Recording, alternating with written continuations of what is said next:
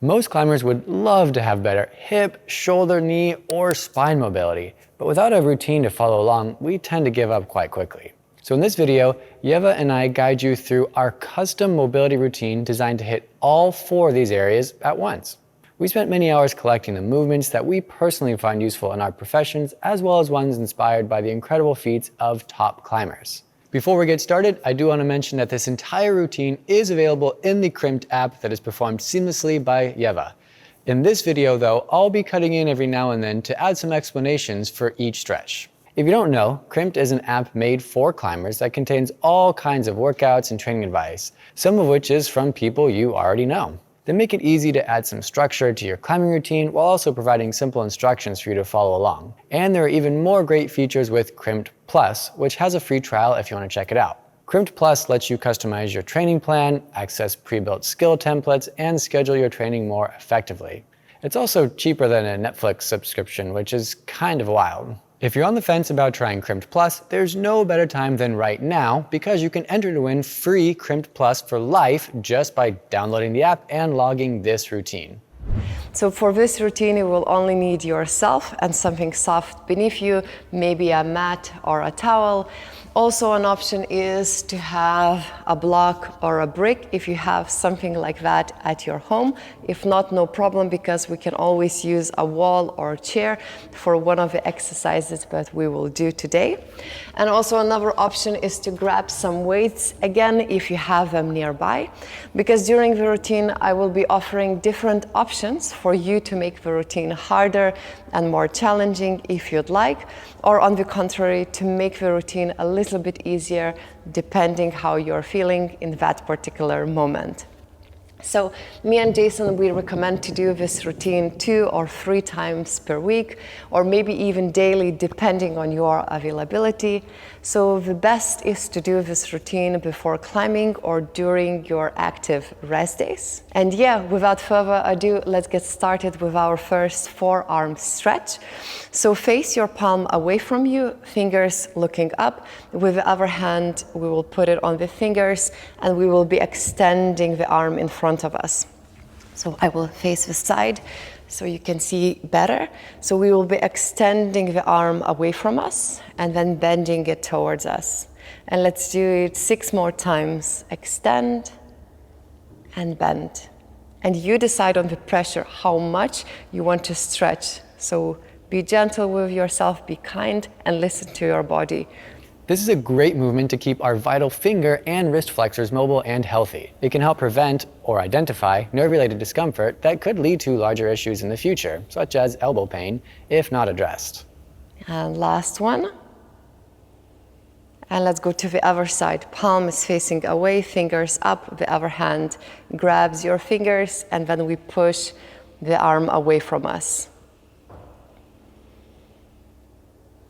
Breathing through the nose.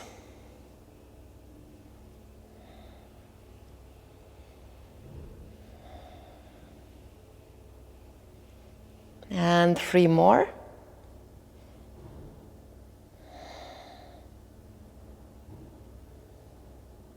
And then we will be meeting in a child's pose. So my favorite child's pose is to have the knees as wide as your mat, but you will decide for yourself which feels best.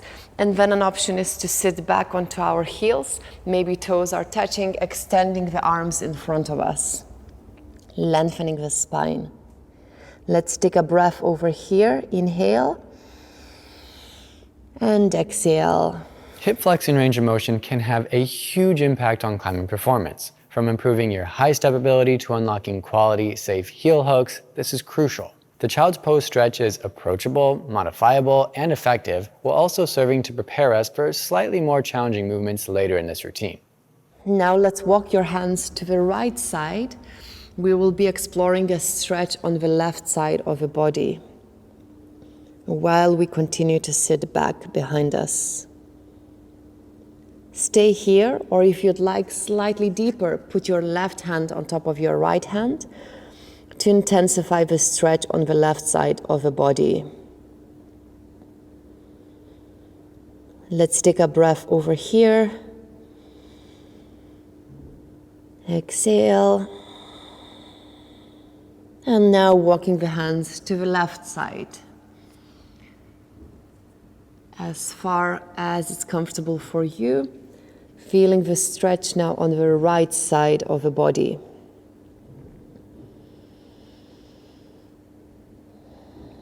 You stay here, or if you'd like, right hand goes on the left side to intensify the stretch on the right side.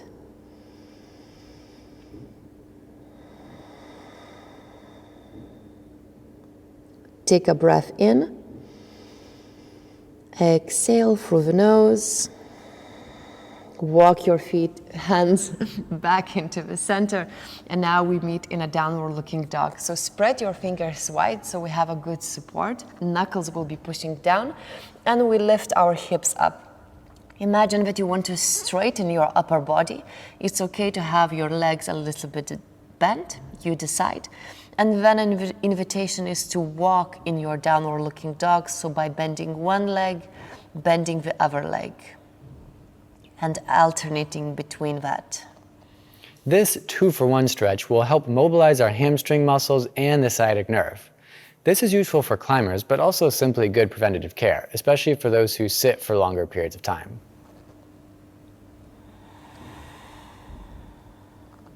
One more breath over here. And then we will walk the hands back. We meet in the squat position. So in the squat, option to put the heels down or heels up, it doesn't matter, you decide. And then for 5 times, we will be lifting ourselves up and lowering down. Here, we can do that without the weight, or if you have a weight nearby and you'd like to challenge yourself, grab a weight, and then we will be lifting ourselves up, so straightening our legs. Building off of the child's pose stretch earlier, this loaded and upright version improves hip flexion mobility by combining your available range of motion with weight. Having flexibility is one thing, but having the ability to move confidently in and out of that range is another. And of course, this can be done with the heels up when you lower yourself down.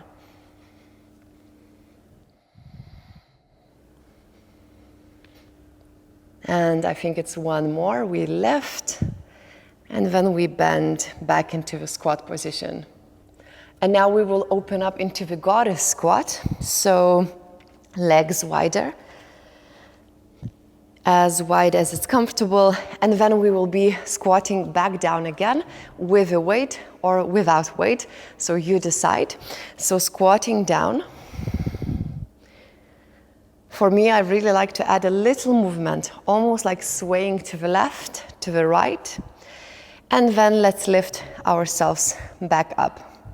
Let's squat back down, as deep as you'd like, and then lift ourselves back up.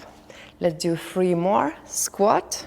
Here we're combining external rotation with hip flexion, abduction, and an external load. This movement improves mobility while also increasing glute and core awareness, which can help you unlock better body positions on the wall. And then lift, and now put the weight, if you have it, somewhere down, and then we meet back into a downward looking dog. So hands down, lifting the hips up, and we will bring the right leg up towards the sky, and then right foot into the front of your mat. Let's meet in our runner's lunge by lifting the arms up towards the sky, and then twisting to the right side. So we twist the chest to the right, arms can go to the sides, the front leg is bent. So here is the active twist. Take a breath in. On the breath out, lower the left hand down, right arm reaches up. So spine twist. The split stance position of the runner's lunge helps once again with hip mobility, but now working on our anterior chain, such as the hip flexors and core. We often find ourselves in split stances on the wall when we're perched on a high foot with the other leg straight below us. One more breath over here, doing very well. And then we lower the hand down, we lower the back knee down. And here an option is to bend the back leg. And then with the opposite hand, we go towards the foot. So maybe we grab it if that's comfortable, or maybe we go the direction towards. Also, another option would be to grab a belt or a scarf and to wrap the scarf around your foot, and then this way to pull the foot towards your body. So you can always pause the recording and then find those and then come back to it. Let's take a breath over here. Inhale. Exhale. Let go of your back foot. Let's meet back in the downward looking dog for a transition. So right foot goes back. And then we lift the left leg up towards the sky. Left foot into the front of the mat. We lift the arms up. And then we twist into the left. So now your chest is looking towards the left. Arms can shoot to the sides. Active spine twist.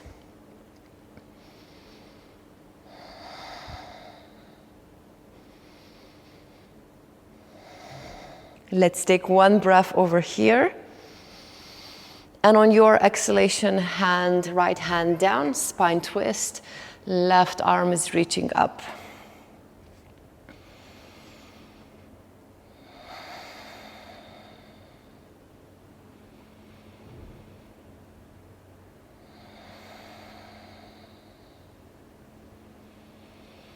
Let's lower your back knee down.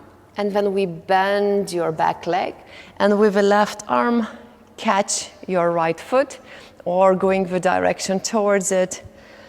And then we bring the foot slightly closer to the body.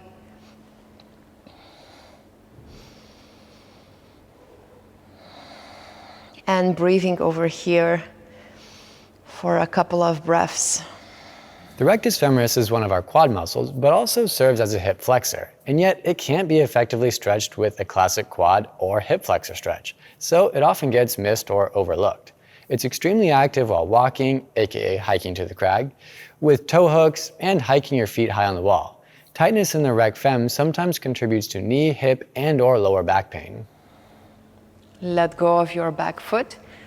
And now we will meet in the front. So you can bring your right foot into the front, into a standing position, and then lifting ourselves up. So over here, an option is to use a block or a chair, something that you have nearby, and then we put it in the front of your mat. So sometimes I will be moving around my mat, but you stay where you are. I just don't want to face my back to you. So from here, we will be moving into a warrior 3 and then half moon and alternating between them. I will walk you through it. So now let's push the left leg back behind us. And we want to have a straight line from the top of the head to our left foot.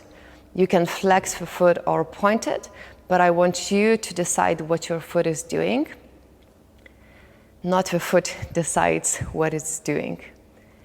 And now we open up into a half moon. So what it means is we want the chest, the belly to face the left side. And over here is an option to use the block or a chair for balance. We open up to the side, lifting the left arm up. And now again, warrior 3. Pelvis is facing the ground, chest is looking down. And then again, half moon. Lifting the left arm up. Let's do one more time. This movement works on loading the hamstrings primarily, but by adding the half moon twist, you now get to work on hip and core control, which can help with things like toeing in on overhangs and using that posterior chain. Back into the warrior 3. It's okay to wobble, I'm wobbling. And then we put our foot back and we will meet in a wide-legged forward fold. Over here is also an option to have a weight if you want. So opening the feet wide, and then hands go down or on the block or in the air, whichever is more comfortable for you. And first, let's meet in the spine twist. So left hand can go into the middle, and then we will lift the right hand behind us, so maybe the palm on our lower back, and we twist to the right side. We stay here, or another option is to extend the right arm up, for a slightly deeper stretch. So again, whichever feels more comfortable for you. Take a breath in, breath out. Lower the right hand down. We twist to the other side. So the left palm goes on your lower back. We twist to the left.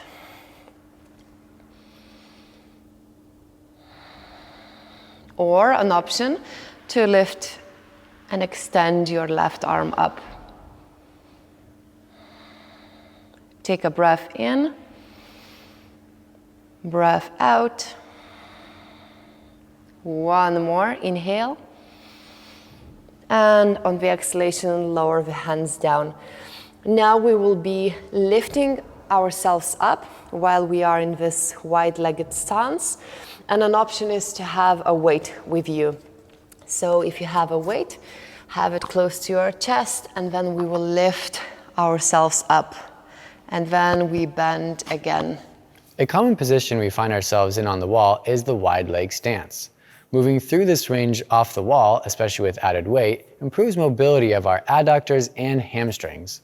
With good focus, it can also improve body awareness so you can move in and out of these positions with more control. And last one. Come back up. From here, we transition into the Cossack squat. So start to bend your back leg, going into the Cossack squat.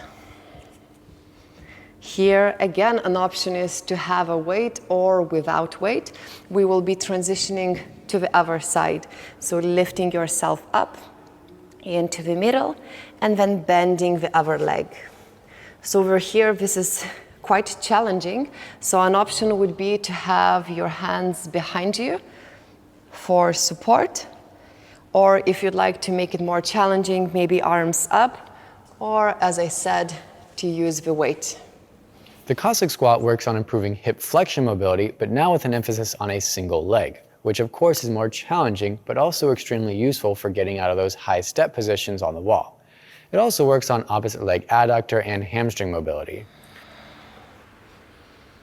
And we meet back with the left leg extended, and then left leg bent. And over here, we will lower the hips down, and then we will be lowering the knee down. So knee up and knee down. So the further away you lean, the slightly easier it will be, even though it's still quite challenging. So 2 more times, we tap the knee down, and then we open it back up. Tap it down. Hip internal rotation is needed for drop knees and maintaining healthy knees in general.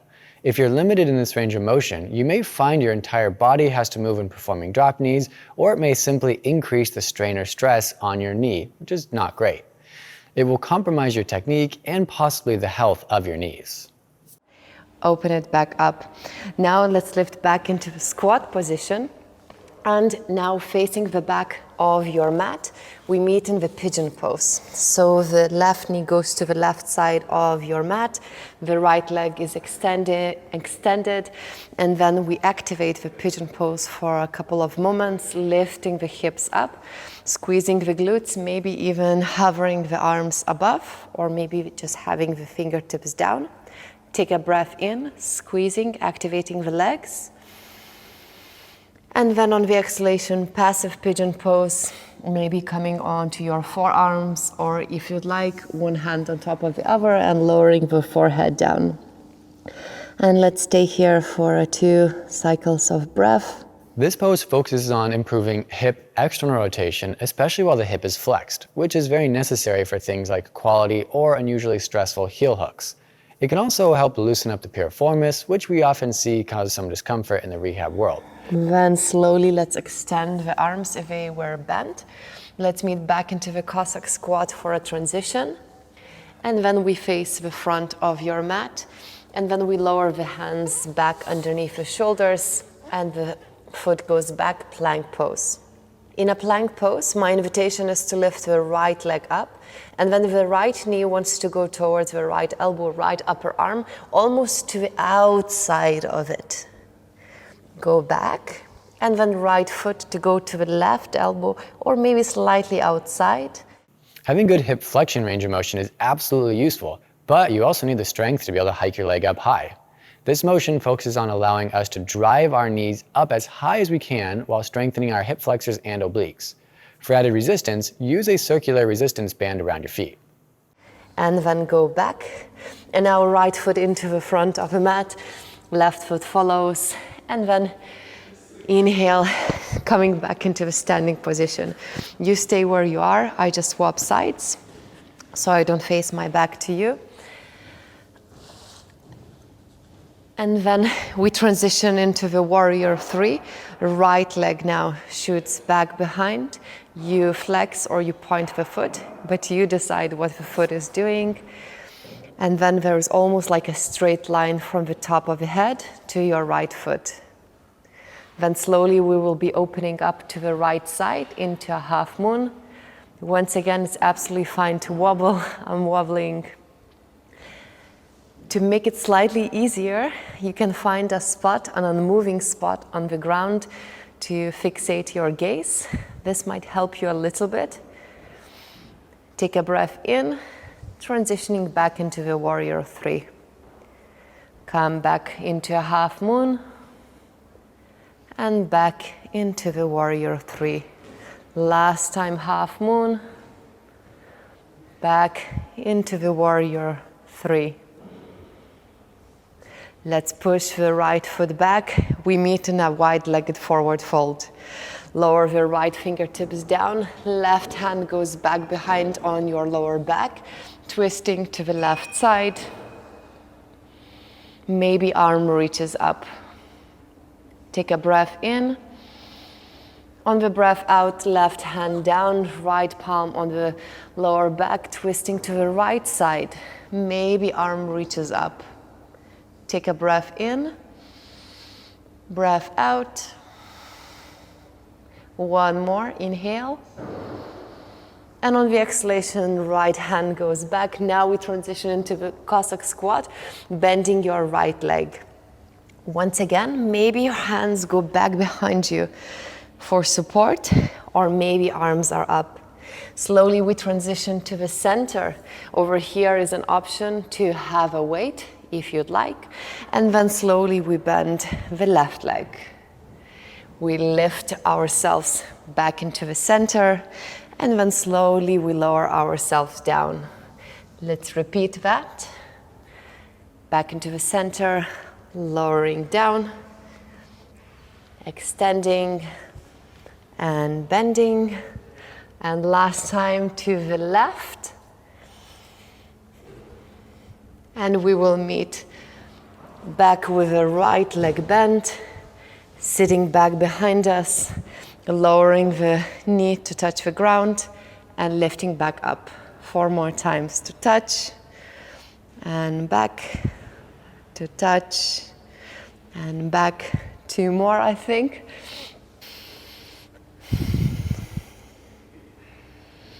And come back into the center, now in this Cossack squat. And then we will be facing the back of your mat into a pigeon pose. So right knee to face the right side, left leg is extended. A little bit of activation in your legs, so lifting yourself up, maybe even trying to hover your arms for a second. And then eventually passive pigeon pose, lowering yourself down.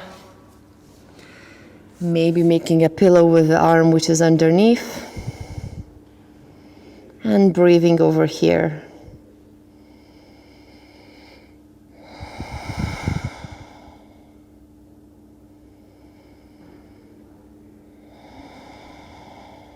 Take a breath in. Breath out. And 1 more, inhale. Exhale. Now slowly lifting yourself up and transitioning back into the center. So now lowering your hands underneath your shoulders, meeting in the plank position. Now your left foot lifts up, and then left knee to the outside of your left elbow, left upper arm. Bring your left foot back, and then left knee towards your right elbow. Bring it back up. And now we lower ourselves down and we meet in a puppy pose. So your hips can be above your knees, extending your arms in front of you, lowering your forehead down on the ground.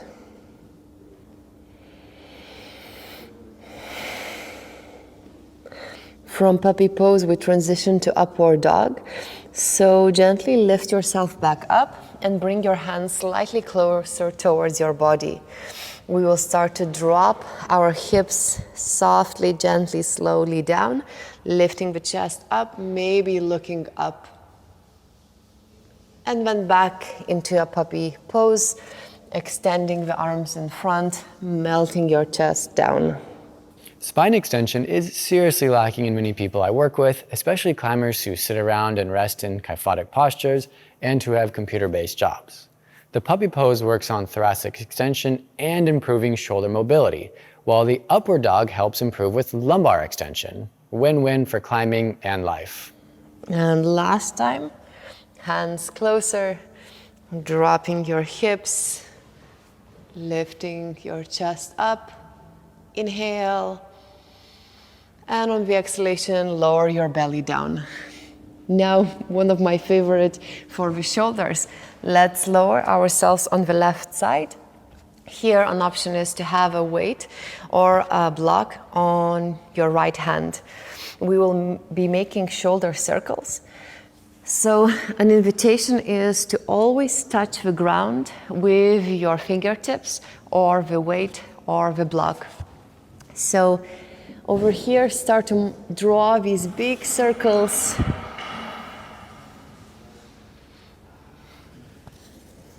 With your top arm, and also explore what's happening with the rest of the body. So maybe there is a spine twist involved as well to facilitate this move.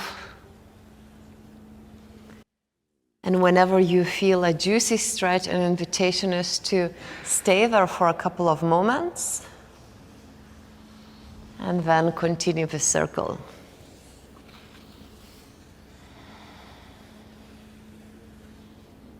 Let's do last time on this side. And then slowly go on to your right side. And same idea. We will be drawing the circle with the top, now left arm. So maybe with a block or with a weight, drawing a big circle.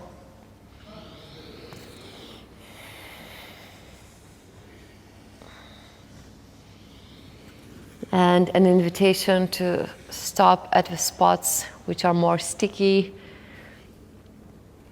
where you feel the stretch. One thing I see all the time in climbers and patients is a forward rounded shoulder. Now, I will never call myself the posture police, but we can all agree that good mobility in the shoulder is beneficial in climbing, which this stretch helps to address. Coupling that with thoracic rotation is important because our shoulder blade moves with our thorax.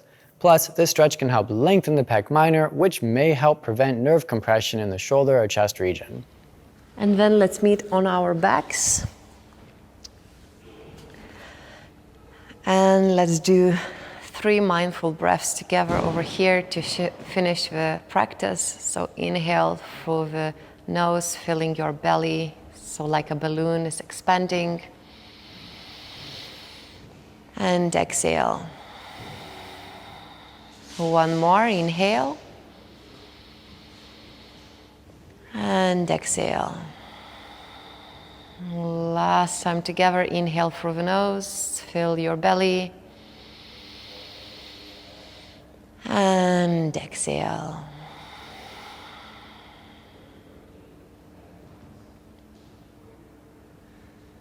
Okay, so we are finished with the routine today.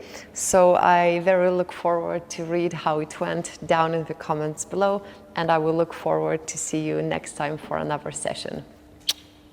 Remember to check out Ieva's channel for more mobility follow-alongs, and check out this full routine in the Crimpd app and get a chance to win free Crimpd Plus for life.